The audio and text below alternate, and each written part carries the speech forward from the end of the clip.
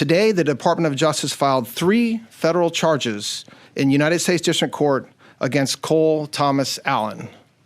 The first count is attempted assassination of the President of the United States. This count is punishable by up to life in prison.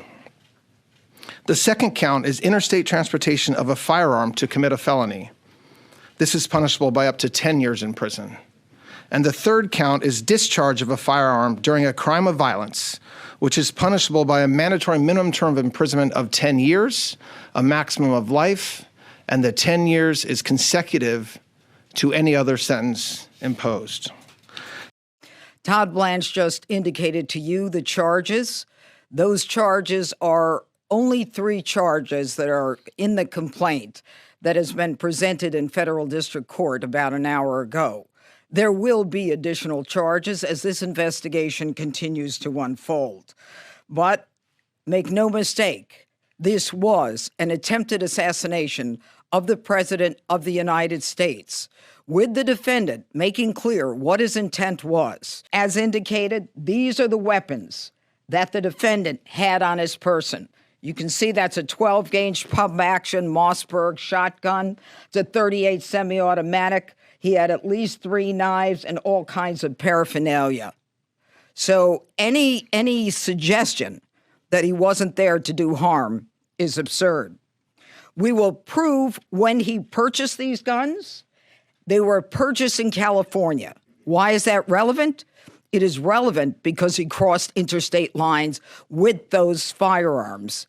And those are the firearms that he used on the night of the 25th, or attempted to use at the very least. I want to make this clear. This man was a floor above the ballroom with hundreds of federal agents between him and the President of the United States.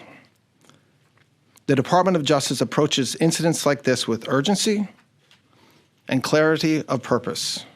Violence has no place in civic life.